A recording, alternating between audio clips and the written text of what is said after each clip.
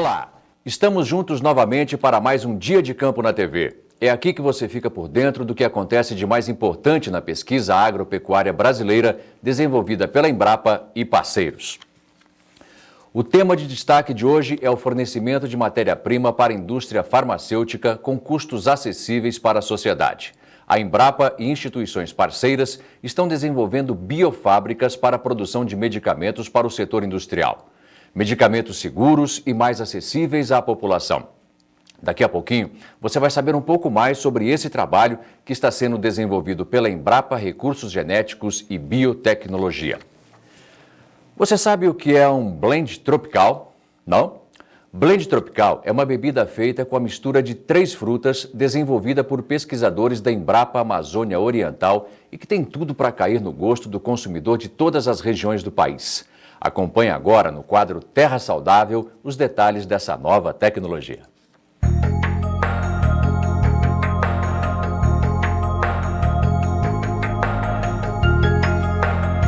Acerola, maracujá e taperebá. Uma mistura diferente de frutas que pesquisadores da Embrapa Amazônia Oriental em Belém do Pará desenvolveram e que em breve vai estar no mercado. Para quem está preocupado com o consumo de produtos saudáveis, sem conservantes químicos e rico em vitaminas, o produto reúne o que há de melhor de cada fruta. E além de todas essas vantagens, os sucos oferecem praticidade ao dispensar preparos ou misturas com água e açúcar. O nicho de mercado são os sucos prontos para beber, porque com a vida agitada que a gente tem hoje em dia, a intenção é que você tenha produtos prontos que não tenham que ser de difícil elaboração. Então, você tem um suco desse pronto, pega na geladeira, já está geladinho, leva para merenda, para a escola da criança. Então, além de utilizar o melhor de cada fruta, que são os potenciais nutricionais.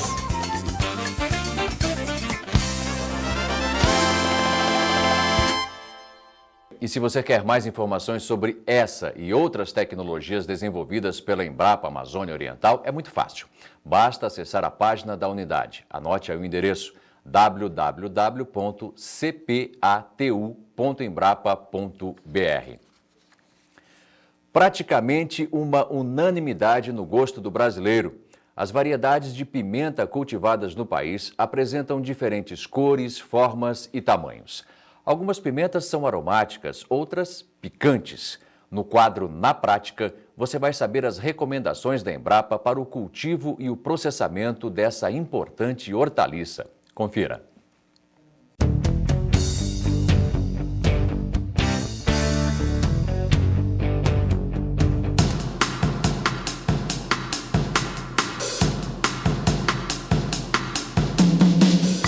As formas, as cores e o sabor são variados, assim como os produtos que as pimentas geram e que atraem cada vez mais consumidores. São conservas, molhos e até medicamentos, tornando essa planta originária das Américas uma das mais populares do mundo. Para atender a demanda crescente, a Embrapa Hortaliças, em Brasília, possui um programa de pesquisa dedicado às pimentas. O trabalho vai desde a preservação de patrimônio genético até o desenvolvimento de cultivares. A Embrapa Hortaliças guarda centenas de pimentas diferentes em um banco de germoplasma, onde é preservada a variabilidade genética da espécie. Essas variedades são a base para a criação de novos materiais comerciais, como a pimenta dedo de moça Mari. Esse material tem como característica ser mais pungente que outras cultivares de pimenta dedo de moça, o que a torna ideal para a produção de pimenta calabresa. A pimenta Mari foi desenvolvida para atender a demanda dos produtores por materiais de melhor qualidade. Além do potencial para processamento e da uniformidade dos frutos, a Mari também apresenta elevada resistência ao potivírus e resistência moderada ao oídio e a mancha bacteriana. A cultivar BRS Mari, ela tem algumas vantagens que os produtores podem achar interessante. Por exemplo, ela tem uma alta uniformidade de planta e de frutos. Além disso, possui resistência a vírus, algumas doenças viróticas, como por exemplo potivírus. possui também um alto potencial produtivo. Chega a atingir 35 toneladas por hectare. Com sementes de qualidade, outro passo importante para o sucesso da lavoura é a produção de mudas, que deve ser feita em área isolada do campo e protegida por um telado, por exemplo. Antes do transplantio, as mudas devem ser irrigadas sempre, evitando o encharcamento. Depois de um mês, elas estão prontas para o transplantio. No campo, o espaçamento entre as plantas vai depender do tipo de pimenta escolhida pelo produtor. Para plantas maiores, como malagueta e dedo de moça, a Embrapa recomenda o espaçamento de 1,5 metro entre linhas e 1 metro entre plantas. No caso das pimentas menores, como a biquinho e a bode, o espaçamento é de 1,20 metro por 80 centímetros. Para evitar doenças, o produtor deve fazer o plantio longe de lavouras velhas. O manejo da irrigação e controle de plantas invasoras são outros cuidados indispensáveis para uma boa colheita.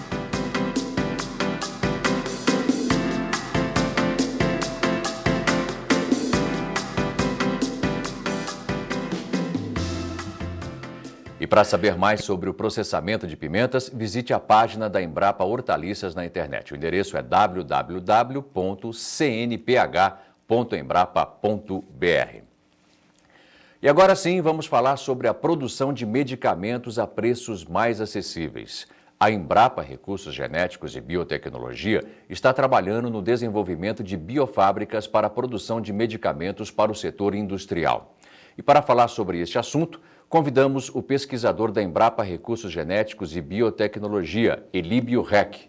Elíbio é engenheiro agrônomo com pós-doutorado na área de engenharia genética. O pesquisador está na Embrapa desde 1981, onde sempre trabalhou com biotecnologia vegetal. Elíbio, seja bem-vindo ao Dia de Campo na TV. Obrigado. Elíbio, como e quando começou a pesquisa sobre as biofábricas para a produção de medicamentos? Essa pesquisa foi iniciada cerca de 8 anos atrás, 2001, 2002, e ela faz parte de uma dinâmica de domínio tecnológico na área de engenharia genética que nós temos hoje na Embrapa e no Brasil, onde nos possibilita introduzir e retirar características de diferentes plantas. Ou seja, nós podemos modificar o código genético das plantas. Eu gostaria que você explicasse para quem está em casa agora o que é a biofábrica. A biofábrica que nós vamos tratar hoje significa o uso de plantas, animais, micro-organismos, que pode ser uma bactéria ou uma levedura, para a produção de moléculas de alto valor agregado usando a engenharia genética. Ou seja, o conhecimento sobre esses diferentes genomas nos possibilitam conhecer genes, que são características que têm uma determinada função, não é? Seja de aumentar o conteúdo de vitamina, da resistência a uma doença, de fazer uma planta produzir mais e manipular e transferir isso independente de organismo. Quer dizer, a engenharia genética nos permite isolar uma característica de humano e colocar dentro de uma planta. Uhum. Bem, nesse caso, então, uma biofábrica poderia ser uma planta, um animal ou até mesmo um micro-organismo? Sem dúvida. Elíbio, em que fase está essa pesquisa hoje na Embrapa? Ela está bastante avançada em relação ao que tem sido feito no mundo. Nós estamos concentrando na utilização de 2 plantas, basicamente. Uma delas é a soja e a outra o tabaco, onde nós estamos introduzindo várias moléculas de alto valor agregado. Então, vou dar um exemplo. Nós estamos produzindo em soja o hormônio do crescimento humano, fator de coagulação humana para portadores de hemofilia, algumas moléculas contra câncer e moléculas contra HIV. Para o setor industrial, nós estamos também produzindo fibras sintéticas, que são baseadas na engenharia de proteína sintética que nós fazemos nos nossos laboratórios. Uhum. Elíbio, você citou uma coisa aí que é de interesse, creio que da totalidade, né, das pessoas que estão nos acompanhando agora. Como que funcionaria a aplicação do que você acabou de falar aí na soja, dessas moléculas, no caso de HIV, no caso do hormônio de crescimento humano, do ponto de vista prático, como que isso pode ser aplicado? Basicamente, nós temos duas metas principais. Uma delas é a produção em larga escala dessas moléculas, no sentido de reduzir o custo de produção. Algumas dessas moléculas são produzidas comercialmente atualmente, mas nós precisamos de vários sistemas, ou sistemas que possibilitem reduzir o custo, porque o alto custo desses medicamentos muitas vezes limitam uma maior camada da população a ter acesso. E, como consequência, o desenvolvimento de sistemas que possibilitem reduzir o custo certamente vão ao encontro dos interesses e demandas sociais. Bem, nesse sentido, as parcerias são muito importantes, né? Esses projetos na área da fronteira do conhecimento exigem uma intensa parceria em diferentes especialidades. Todos os nossos projetos na área da engenharia genética, na área de biofábricas para a produção de fármacos, têm uma forte ligação e colaboração com vários institutos de pesquisa, dentro do Brasil e fora do Brasil. Então, a Embrapa colabora com a Hemobras, com a Universidade de São Paulo, com a Universidade de Campinas, com o Instituto Ludwig de Nova York, na área de câncer, com o Instituto Nacional de Saúde americano, referente aos microbicidas contra HIV, com a Universidade de Wyoming, ou seja, uma série de colaboradores, onde nós estabelecemos formalmente essas colaborações, em termos de licenciamento, não só das nossas tecnologias para que eles utilizem, mas também das tecnologias que eles têm patenteadas e que nós licenciamos para o desenvolvimento desses projetos. De que maneira uma planta pode produzir uma vacina ou até um novo medicamento?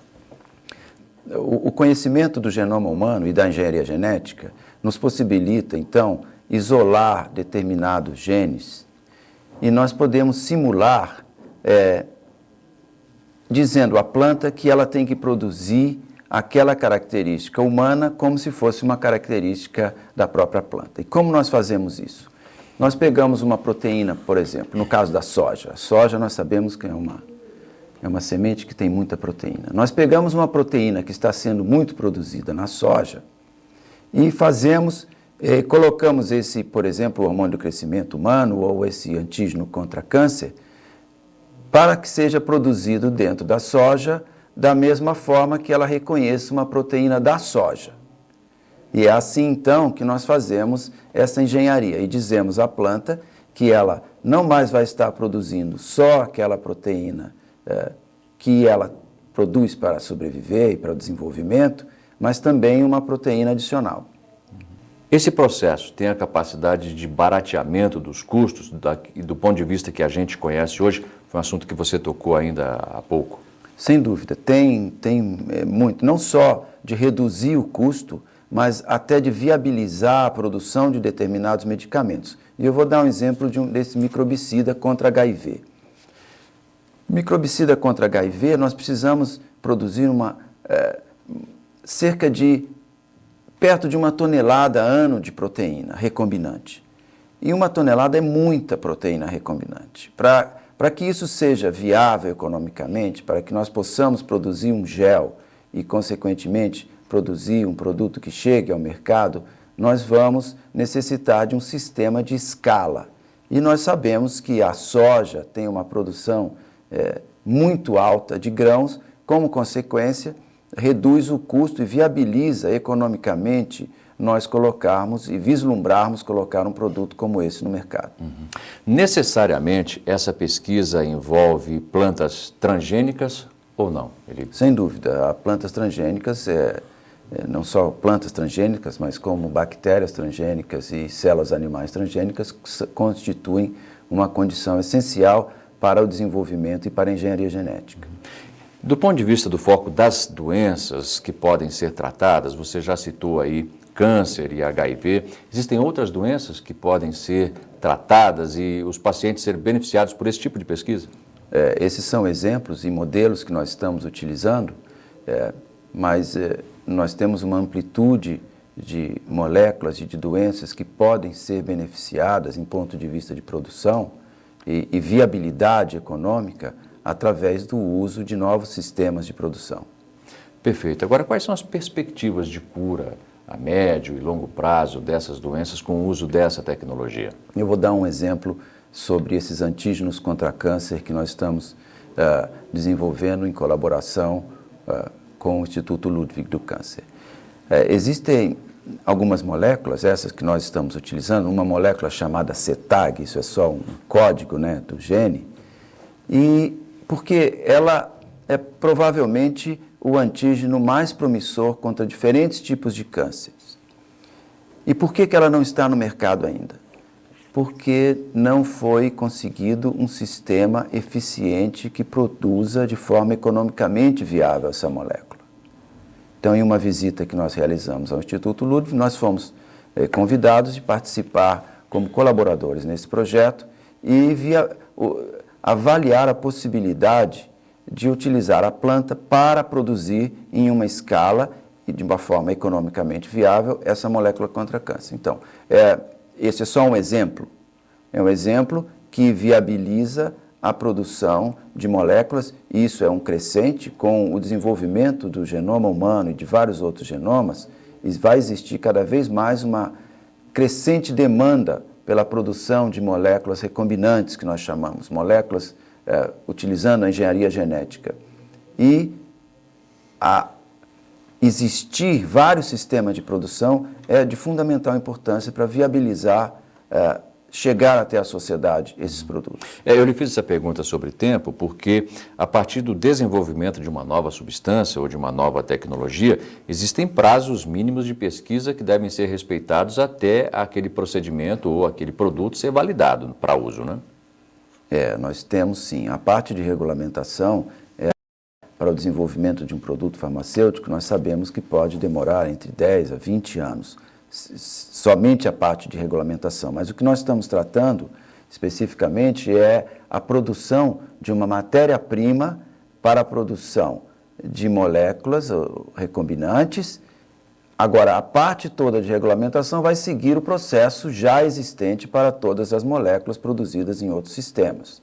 Ou seja, nós estamos falando de uma biofábrica viabilizar o custo da produção dessa molécula. Mas a parte de regulamentação é de imperativa importância, fundamental, e isso vai continuar sendo seguindo o mesmo procedimento que é feito para as moléculas e medicamentos que nós temos hoje no mercado. Sim, são dois processos diferentes, mas que em determinado momento se completam, se combinam, né?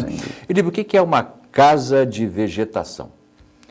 Uma casa de vegetação é basicamente um ambiente onde nós podemos controlar ou cultivar plantas sob condições controladas, ou seja, que nós controlamos a polinização, esse pólen não sai, ele fica contido, e também as sementes e as próprias plantas. Isso é um requerimento por parte da Comissão Técnica Nacional de Biossegurança, como uma condição preliminar para avaliações iniciais das plantas transgênicas. Isso é feito na casa de vegetação. O produtor comum, então, ele ficaria alijado desse processo ou não? Pelo que você está colocando? De forma nenhuma. Nós vislumbramos que o pequeno produtor possa expandir, inclusive, a sua fonte de renda, porque ele vai poder produzir matéria-prima e transferir essa matéria-prima para o setor farmacêutico. Só dando um exemplo, no caso do tabaco. Nós temos na região sul cerca de 200 mil famílias envolvidas na produção de tabaco. E nós usamos também o tabaco, não só a soja, para avaliar a produção de várias moléculas. E você pergunta, por que o tabaco e a soja? Isso é interessante, avaliar vários sistemas, para que você tenha a possibilidade de escolher o que vai te produzir de uma forma economicamente mais viável. Mas no caso especificamente do tabaco, você imagina que é extremamente interessante que, em adição à produção do tabaco para outros fins, que esses agricultores estejam envolvidos ou que possam estar envolvidos na produção de tabaco para o setor farmacêutico, ou seja, produção de matéria-prima como uma fonte adicional de renda e, inclusive, uma fonte de renda de alto valor agregado para eles. Sem dúvida. Bem, no começo do programa você falou da possibilidade das biofábricas serem montadas, né? Vamos usar esse termo também, em animais. Já existe algum desenvolvimento feito com animais? Sem dúvida, principalmente utilizando leite de animal. Da mesmo domínio tecnológico que nós temos de fazer a engenharia genética da soja e colocar um gene de humano funcional dentro de uma semente de soja, nós temos a capacidade de fazer isso e colocar esse gene para ser produzido no leite de um animal. Qualquer tipo de leite, Líbio? No leite, principalmente de cabras e bovinos. Nós temos essa capacidade de fazer, também é um domínio tecnológico que nós temos, e inclusive no caso da fibra sintética, proteína sintética da teia de aranha, nós estamos avaliando em 2 sistemas. Ou seja, nosso colaborador nos Estados Unidos produziu no leite de cabra e nós estamos produzindo na semente de soja. O que nós estamos fazendo agora é avaliar qual dos 2 sistemas terá a possibilidade de produzir de uma forma economicamente mais viável. E aí nós poderemos optar por um ou pelo outro. E isso aí é importante porque cada proteína vai ter um comportamento em determinado ambiente. Então isso é caso a caso. Ok, Elíbio. Bem, e agora nós vamos para um rápido intervalo. Na volta a gente continua conversando com o pesquisador Elíbio Reck e você acompanha também uma reportagem especial sobre o projeto das biofábricas. Fique ligado, a gente volta em instantes.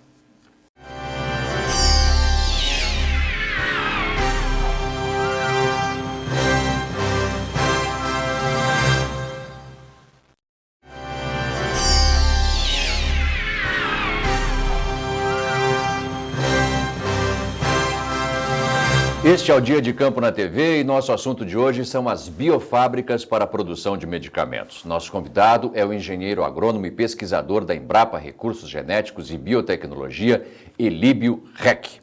Elíbio, diante de tudo que você já colocou para a gente como informação no primeiro bloco do programa, uma pergunta se faz absolutamente necessária. Na sequência da pesquisa, algum laboratório, alguma empresa farmacêutica já se interessou em tocar para frente esse projeto? Sim, existem várias. No caso do fator de coagulação humana, que é utilizado para portadores de hemofilia, a Hemobras tem interesse. Então, o que deve acontecer é que nós estamos produzindo sementes e agora em novembro nós devemos ter aproximadamente 5 quilos, que foi o que eles nos pediram, para iniciar os processos de purificação. Então, isso já vai ser transferido para a Hemobras, para que ela faça o desenvolvimento não somente da purificação, mas dos testes associados à regulamentação, que são fundamentais e que nós discutimos anteriormente. Nesse ponto da pesquisa, já é, se possível, dizer com segurança que não há nenhum tipo de risco à saúde humana com a utilização dessa tecnologia? Nós temos, sim, evidências de conhecimentos prévios na área de engenharia genética que não existe qualquer possibilidade de dano à saúde humana ou animal. Mas é claro que isso tem que ser evidenciado através de todas as etapas relacionadas à questão da regulamentação. Porque na regulamentação, o que nós vamos fazer? Nós vamos analisar profundamente todas essas moléculas e, inclusive, comparar com a molécula onde ela é naturalmente produzida, seja ela produzida no ser humano ou seja produzida em bactéria. Então, vai ser feita uma comparação, as que já tiverem sido produzidas, estiverem sendo produzidas comercialmente, e aí nós vamos, sim, estabelecer e responder todas essas questões.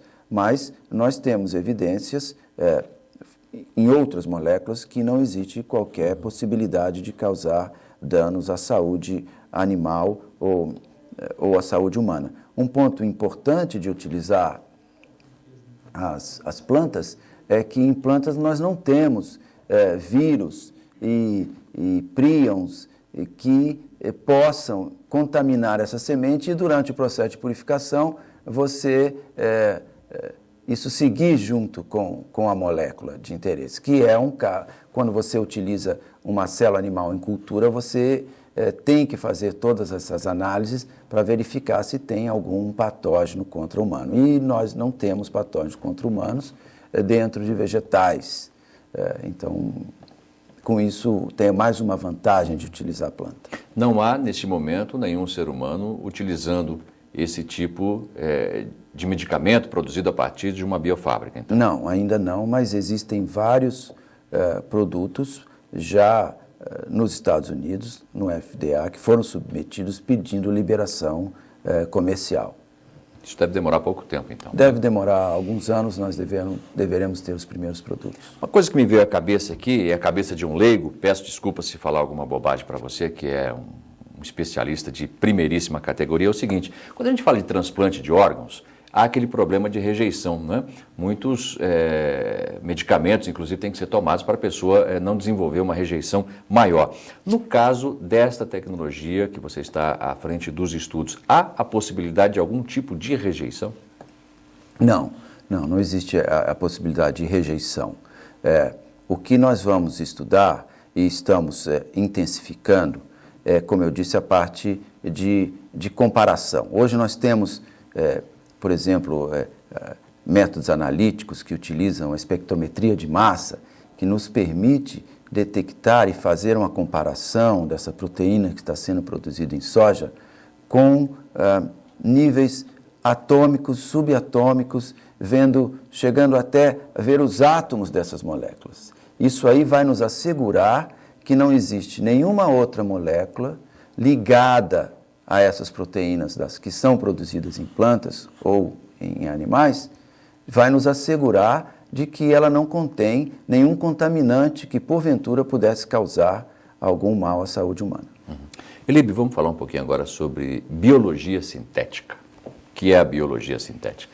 Essa é uma área decorrente, ela é extremamente ligada à engenharia genética. A biologia sintética, basicamente, é a possibilidade que nós temos hoje de modificar rotas metabólicas, de modificar uma proteína e produzir uma forma de produzir, não só um organismo que possa intensificar a produção, ou seja, se ele produz 1 grama por litro de uma proteína, fazer com que esse organismo produza 10 gramas por litro. Então, seria um organismo, nós chamamos de biologia sintética, porque nós vamos pegar alguma rota metabólica dele e vamos colocar um gene a mais, retirar outro, deletar alguns e intensificar outros, ou seja, nós mudamos completamente aquele organismo inicial. E não só o organismo, como as moléculas também.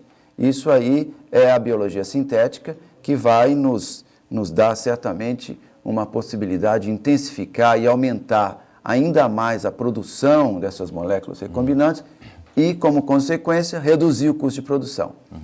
Quando você fala em rota metabólica, para quem está acompanhando em casa e não é especialista no assunto, seria o quê? Mais ou menos a maneira de funcionamento original de um organismo? Eu vou dar um exemplo de um projeto que nós estamos iniciando. Nós estamos agora iniciando o desenvolvimento de uma semente de soja humanizada. O que seria uma soja? Semente de soja humanizada. O que seria isso? Durante o processo de produção, da mesma forma que o nosso corpo produz uma proteína, a semente de soja ou outras sementes produzem proteínas. E em uma etapa dessa produção de proteína feita não só em nossas células, mas nas células de planta, tem alguma diferença entre a parte que nós chamamos glicosilação, é a colocação de açúcares que se ligam a essas proteínas. É um processo normal que acontece no ser humano e acontece nas plantas também. Só que em plantas existem alguns açúcares que não existem no nosso organismo, que nós não produzimos quando fazemos essa produção de proteínas. Então, o que nós vamos fazer? Nós vamos fazer com que a semente de soja deixe de produzir alguns açúcares para que fique exatamente o processo de glicosilação, que é um nome muito, talvez, difícil, mas é simplesmente o fato de adição de açúcares. E isso aí, nós vamos fazer uma semente humanizada, Então, a proteína que vai ser produzida dentro da soja, ela vai ser produzida com a mesma condição que é produzida no ser humano. Isso aí, sem dúvida, é o que nós chamamos de uma manipulação de rota metabólica. Perfeito. Bem, plantas com genes específicos para produzir antígenos, vacinas e proteínas para atuar na prevenção e cura de doenças, fornecimento de material para a indústria. Tudo isso você acompanha agora na reportagem. Confira.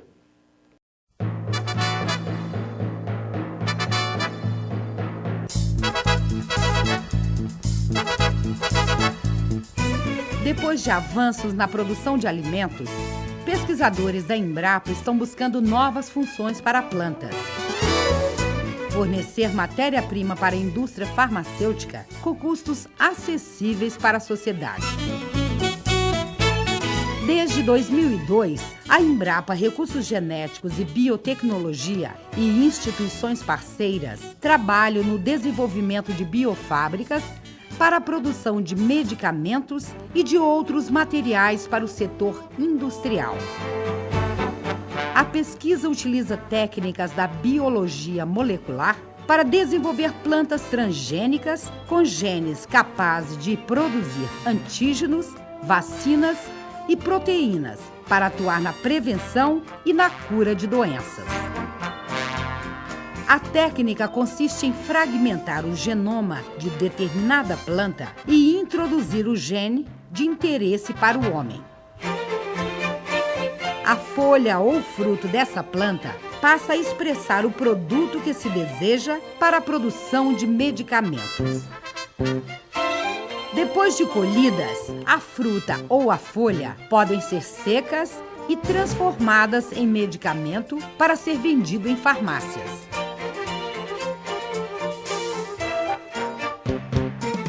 Os pacientes hemofílicos são um dos grupos que poderão ser beneficiados pelas biofábricas. Nos laboratórios da Embrapa, são desenvolvidas pesquisas com plantas geneticamente modificadas que produzem o fator 9, uma proteína responsável pela coagulação do sangue que os hemofílicos não possuem. As pesquisas incluem ainda uma variedade de soja transgênica capaz de produzir hormônio do crescimento, anticorpos que combatem diferentes tipos de câncer, moléculas contra o vírus HIV e proteína sintética, similar à teia de aranha, os chamados biopolímeros. Também já está em desenvolvimento uma planta de tabaco que poderá, no futuro, produzir proteínas contra o câncer. A técnica das biofábricas é mais vantajosa do que o modo tradicional de produção de medicamentos, especialmente se a produção for em larga escala e com custo reduzido. A biologia sintética nos permite a possibilidade de desenvolver uma linhagem que receba uma molécula farmacêutica geneticamente modificada de uma forma mais amigável. O que eu estou dizendo é que existe a possibilidade dos dois lados, de você manipular uma molécula farmacêutica geneticamente modificada para colocá-la dentro de uma planta através da biologia sintética, como também manipular rotas metabólicas de uma semente para torná-la mais amigável para o recebimento dessa proteína. Ao contrário do que ocorre com outros transgênicos, o cultivo dos alimentos para a produção de medicamentos deve ser feito em casas de vegetação para evitar o consumo por engano de pessoas e animais. As plantas que servirem como biofábricas deverão seguir o mesmo trâmite para liberação que os medicamentos. A ideia é que, no futuro, esse tipo de planta seja vendido nas farmácias, em forma de pó, o que facilitará o controle da dose de cada paciente e da concentração do princípio ativo. Atualmente, as pesquisas estão voltadas para a produção de sementes sintéticas. O objetivo é criar sementes que possam acumular mais proteínas em seu interior. Outro desdobramento da pesquisa é a criação de proteínas sintéticas. Então, visando a produção em larga escala de uma forma mais eficiente, a biologia sintética poderá também ser um importante componente. Em 2 segmentos, na possibilidade de você mudar a proteína farmacêutica geneticamente modificada para que ela seja mais eficiente, e do outro lado, você desenvolver uma linhagem, por exemplo, de soja ou tabaco, que seja mais amigável para o recebimento dessa molécula, objetivando, como eu mencionei no início, a produção em larga escala e uma produção mais eficiente da molécula. Além da produção de medicamentos para a prevenção e cura de doenças e outros materiais para o setor industrial, a tecnologia das biofábricas será de grande importância também para o estudo de moléculas presentes na biodiversidade brasileira. Elíbio, depois que a gente acompanhou a reportagem, eu gostaria de saber de você o seguinte: quais seriam os setores da indústria que poderiam se beneficiar de toda a pesquisa que você já nos explicou aqui, das biofábricas e também da biologia sintética, né, que foi outro assunto que a gente acabou inserindo na discussão? Vários setores. Vou dar um exemplo específico. Uma empresa na Suíça lançou um medicamento contra câncer de mama há cerca de 2, 3 anos atrás, e onde o custo para a utilização, o custo anual para o uso desse medicamento é em torno de $80 mil. Aí você imagina, é um custo tão alto... Cerca de R$150 mil. Cerca de R$150 mil, aproximadamente. Uhum. É um custo tão alto que alguns setores e alguns serviços de saúde, inclusive do Canadá, não pôde aceitar essa molécula porque extrapolou o limite de viabilidade dentro daquele país de que o sistema de saúde pudesse fornecer esse tratamento para os cidadãos. E estamos falando de um país de primeiro mundo. Exatamente. Né? Então, a redução de custo desses medicamentos é interesse de todas as indústrias farmacêuticas. E esses custos normalmente são altos porque certamente os sistemas de produção hoje exigem que esses custos sejam altos, mas esses custos podem ser reduzidos no futuro e deverão ser reduzidos no futuro. Isso pode chegar também ao nível de sementes e também de fibras sintéticas?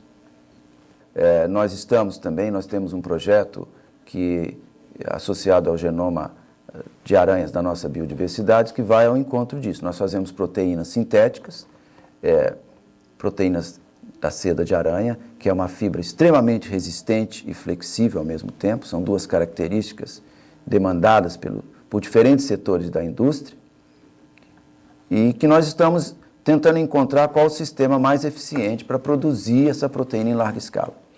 Agora, Elíbio, você acha que toda essa tecnologia que você, evidentemente, domina, você acha que ela não chega a assustar ainda um pouco as pessoas? Porque quando houve a discussão, por exemplo, dos transgênicos, houve uma mobilização muito grande até de ativistas, ambientalistas, etc.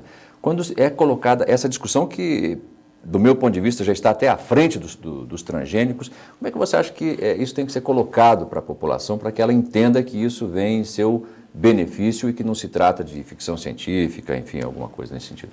Eu acho que um ponto muito importante é a questão de nós confiarmos nas nossas agências de regulamentação. Então, nós temos uma legislação muito rígida em relação ao uso da engenharia genética e todos esses produtos derivados da engenharia genética, que é a Comissão Técnica Nacional de Biossegurança. E, como eu disse, nossa legislação é uma das legislações das mais rígidas que existe no mundo, tão rígida quanto a que existe na Europa e nos Estados Unidos. Isso aí é o que dá a garantia para a população de que nenhum produto vai ser liberado comercialmente, a menos que ele tenha sido regulamentado e todas as evidências tenham sido fornecidas e estão cadastradas e disponíveis para a sociedade. Você sabe que todos os processos da CTN-Bio estão disponíveis, qualquer um de nós, qualquer cidadão brasileiro tem acesso transparente, né? a esses processos e como foi feito. exatamente visando assegurar à população de que o produto é seguro antes que ele chegue ao mercado. Elíbio, voltando um pouquinho agora à questão das biofábricas, o produtor, né, ele poderá agregar valor à sua produção se ele passar a administrar e trabalhar com esse tipo de tecnologia? Nós esperamos que sim. Quer dizer, a expansão então, do agronegócio, até então limitado à agricultura, à produção de grãos e alguns derivados para o setor industrial, expandir para outros setores de produção, como o setor farmacêutico e o setor industrial. Então, isso significa uma expansão. Ele não é substituição, mas sim uma opção a mais para os produtores no desenvolvimento e produção de matéria-prima para um outro setor industrial, expandindo assim a participação do agronegócio, que sem dúvida, um dos carros-chefes da nossa pauta de exportação hoje, né, no Brasil. Você já citou 2 vezes, eu fiquei com isso aqui na orelha, para te falar daqui a pouco, que é a pesquisa com a teia de aranha, não é? Já li alguma coisa há algum tempo sobre isso. Que nível que está a pesquisa hoje? Porque me parece que isso tem várias possibilidades de aplicação, né? Muitas aplicações. Sempre me perguntam que aplicações teria essa fibra? A minha primeira resposta é a seguinte: você pode me dizer que aplicações tem para o plástico? Infinitas possibilidades. Né? Então, nós também teremos infinitas possibilidades, ou inúmeras possibilidades, para o uso dessas fibras. Por quê? Eu só te perguntaria, sem querer interromper, mas, enfim, por que a escolha da teia de aranha? Quais características que ela tem que chamaram tanta atenção? Esse projeto tem 2 objetivos principais. Um deles, é claro, é o desenvolvimento de tecnologia, de um novo produto, mas nós esperamos também que ele sirva como um modelo de avaliação e uso sustentável da nossa biodiversidade. Por quê? Porque nós falamos em uso da biodiversidade e uso da biodiversidade significa em uso sustentável da biodiversidade. Então, esse projeto é um modelo interessante. Então, nós fomos até a região da Amazônia, da Mata Atlântica e da região dos Cerrados, coletamos alguns poucos organismos. A partir dessas aranhas, nós fizemos o genoma, isolamos esses genes, fizemos uma proteína sintética e produzimos em bactéria e agora estamos produzindo também na semente da soja. Então, é um modelo interessante porque a partir daí eu não preciso mais tocar na biodiversidade. Então, nós agregamos valor, nós temos uma patente de propriedade da Embrapa, que foi depositada em 2007, associada a esse processo. Então, você vê, nós temos uma patente envolvida, nós temos genes, nós temos fibras que são produzidas, então materiais de alto valor agregado que nós utilizamos a biodiversidade de forma sustentável. Nós não mais necessitaremos voltar até a biodiversidade, até a floresta, para coletar mais animais. Nós já coletamos o suficiente e mantivemos, ou seja, utilizamos de forma sustentável a biodiversidade. Então, eu considero que a utilização da tecnologia, do DNA recombinante e da biologia sintética, envolvendo, obviamente, engenharia genética, constitui uma opção viável para uso sustentável da biodiversidade. E isso deve ser intensificado em nosso país. Falando ainda sobre a pesquisa aí com a teia de aranha, existe uma combinação dos trabalhos com a fibra do algodão, é isso? É uma possibilidade e que nós também estamos tentando. Uma das principais demandas em relação à fibra de algodão é aumento de resistência da fibra. Por quê? Porque as fábricas, as indústrias e as máquinas que processam essa fibra, elas são cada vez mais rápidas. E ter uma fibra mais resistente evita que a fibra se rompa.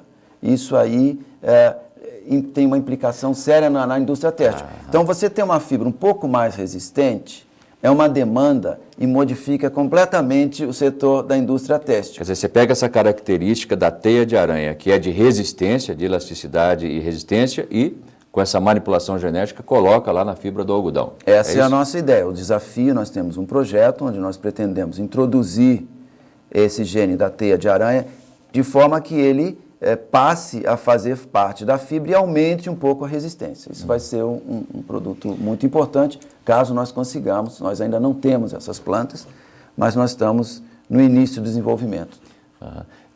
Quais foram as aranhas? O Brasil tem assim, espécies que serviram prontamente a essa pesquisa? Sim, temos sim, várias espécies. Nós fizemos o genoma de uma espécie da Amazônia, que é uma aranha muito primitiva, chamada avicularia, e fizemos 3 aranhas da região dos Cerrados e duas aranhas da região da Mata Atlântica. E estudos da fibra demonstraram que nós temos sim fibras muito resistentes, ou tão resistentes quanto as que já foram feitas em outros países. Perfeito. Elíbio, foi um prazer muito grande receber você hoje aqui no Dia de Campo na TV. O trabalho que você faz é de ponta, é fantástico, parabéns.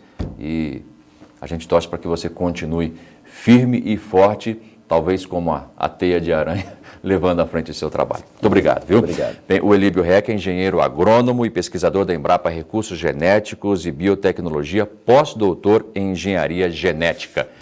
E para você saber mais sobre o assunto de hoje, entre em contato com a Embrapa Recursos Genéticos e Biotecnologia. O telefone é 61 3448 4700.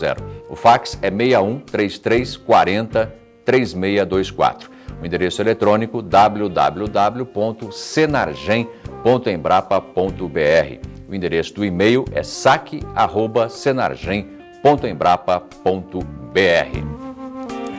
Bem, e a gente volta a se encontrar na semana que vem em mais uma edição do Dia de Campo na TV. Aqui você tem informação certa sobre as novidades na pesquisa agropecuária e sua aplicação no mercado brasileiro e internacional.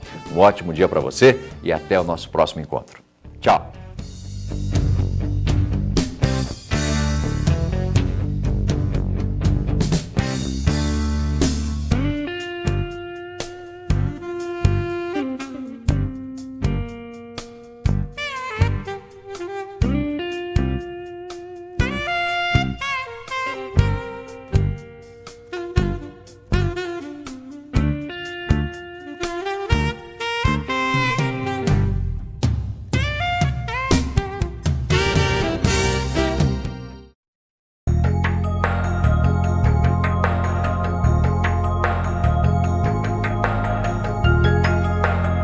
Acerola, maracujá e taperebá. Uma mistura diferente de frutas que pesquisadores da Embrapa Amazônia Oriental em Belém do Pará desenvolveram e que em breve vai estar no mercado. Para quem está preocupado com o consumo de produtos saudáveis, sem conservantes químicos e rico em vitaminas, o produto reúne o que há de melhor de cada fruta. E além de todas essas vantagens, os sucos oferecem praticidade ao dispensar preparos ou misturas com água e açúcar. O nicho de mercado são os sucos prontos para beber, porque com a vida agitada que a gente tem hoje em dia, a intenção é que você tenha produtos prontos que não tenham que ser de difícil elaboração. Então, você tem um suco desse pronto, pega na geladeira, já está geladinho, leva para a merenda, para a escola da criança. Então, além de utilizar o melhor de cada fruta, que são os potenciais nutricionais.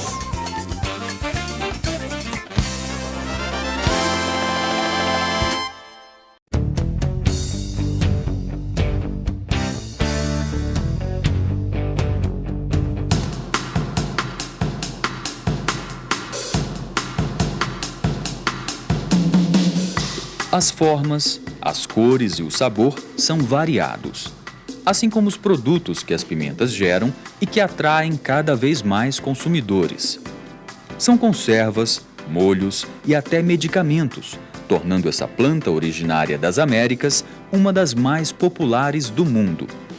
Para atender à demanda crescente, a Embrapa Hortaliças, em Brasília, possui um programa de pesquisa dedicado às pimentas. O trabalho vai desde a preservação de patrimônio genético até o desenvolvimento de cultivares. A Embrapa Hortaliças guarda centenas de pimentas diferentes em um banco de germoplasma, onde é preservada a variabilidade genética da espécie.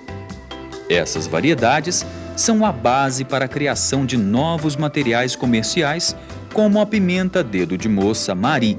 Esse material tem como característica ser mais pungente que outras cultivares de pimenta dedo de moça, o que a torna ideal para a produção de pimenta calabresa.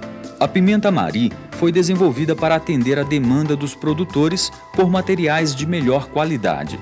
Além do potencial para processamento e da uniformidade dos frutos, a Mari também apresenta elevada resistência ao potivírus e resistência moderada ao oídio e à mancha bacteriana. A cultivar BRS Mari, ela tem algumas vantagens que os produtores podem achar interessante. Por exemplo, ela tem uma alta uniformidade de planta e de frutos. Além disso, possui resistência a vírus, algumas doenças viróticas, como por exemplo, potivírus. Possui também um alto potencial produtivo, chega a atingir 35 toneladas por hectare. Com sementes de qualidade, outro passo importante para o sucesso da lavoura é a produção de mudas, que deve ser feita em área isolada do campo e protegida por um telado, por exemplo. Antes do transplantio, as mudas devem ser irrigadas sempre, evitando o encharcamento. Depois de um mês, elas estão prontas para o transplantio. No campo, o espaçamento entre as plantas vai depender do tipo de pimenta escolhida pelo produtor. Para plantas maiores, como malagueta e dedo de moça, a Embrapa recomenda o espaçamento de 1,5 m entre linhas e 1 metro entre plantas. No caso das pimentas menores, como a biquinho e a bode, o espaçamento é de 1,20 m por 80 centímetros. Para evitar doenças, o produtor deve fazer o plantio longe de lavouras velhas. O manejo da irrigação e controle de plantas invasoras são outros cuidados indispensáveis para uma boa colheita.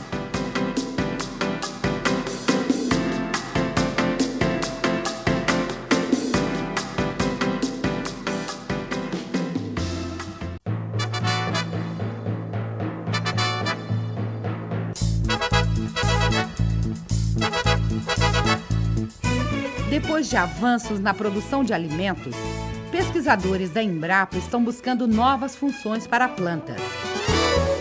Fornecer matéria-prima para a indústria farmacêutica com custos acessíveis para a sociedade. Desde 2002, a Embrapa Recursos Genéticos e Biotecnologia e instituições parceiras trabalham no desenvolvimento de biofábricas para a produção de medicamentos e de outros materiais para o setor industrial. A pesquisa utiliza técnicas da biologia molecular para desenvolver plantas transgênicas com genes capazes de produzir antígenos, vacinas e proteínas para atuar na prevenção e na cura de doenças. A técnica consiste em fragmentar o genoma de determinada planta e introduzir o gene de interesse para o homem. A folha ou fruto dessa planta passa a expressar o produto que se deseja para a produção de medicamentos. Depois de colhidas, a fruta ou a folha podem ser secas e transformadas em medicamento para ser vendido em farmácias.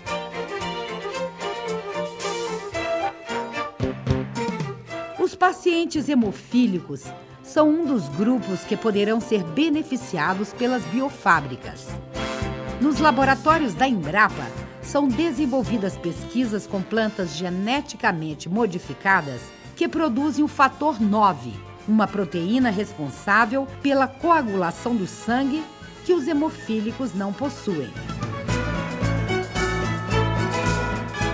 As pesquisas incluem ainda uma variedade de soja transgênica capaz de produzir hormônio do crescimento, anticorpos que combatem diferentes tipos de câncer, moléculas contra o vírus HIV e proteína sintética, similar à teia de aranha, os chamados biopolímeros. Também já está em desenvolvimento uma planta de tabaco que poderá, no futuro, produzir proteínas contra o câncer. A técnica das biofábricas é mais vantajosa do que o modo tradicional de produção de medicamentos, especialmente se a produção for em larga escala e com custo reduzido. A biologia sintética nos permite a possibilidade de desenvolver uma linhagem que receba uma molécula farmacêutica geneticamente modificada de uma forma mais amigável. O que eu estou dizendo é que existe a possibilidade dos dois lados, de você manipular uma molécula farmacêutica geneticamente modificada para colocá-la dentro de uma planta através da biologia sintética, como também manipular rotas metabólicas de uma semente para torná-la mais amigável para o recebimento dessa proteína. Ao contrário do que ocorre com outros transgênicos, o cultivo dos alimentos para a produção de medicamentos deve ser feito em casas de vegetação para evitar o consumo por engano de pessoas e animais.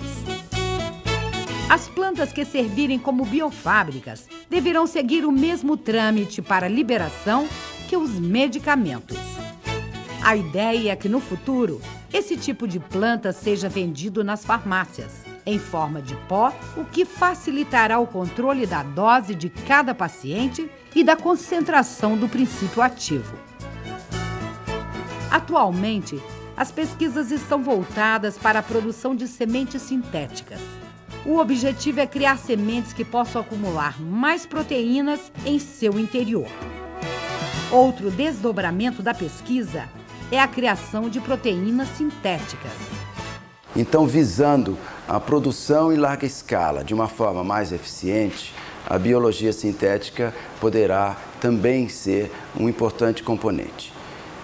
Em dois segmentos, na possibilidade de você mudar a proteína farmacêutica geneticamente modificada para que ela seja mais eficiente, e do outro lado, você desenvolver uma linhagem, por exemplo, de soja ou tabaco, que seja mais amigável para o recebimento dessa molécula, objetivando, como eu mencionei no início, a produção em larga escala e uma produção mais eficiente da molécula. Além da produção de medicamentos para a prevenção e cura de doenças e outros materiais para o setor industrial, a tecnologia das biofábricas será de grande importância também para o estudo de moléculas presentes na biodiversidade brasileira.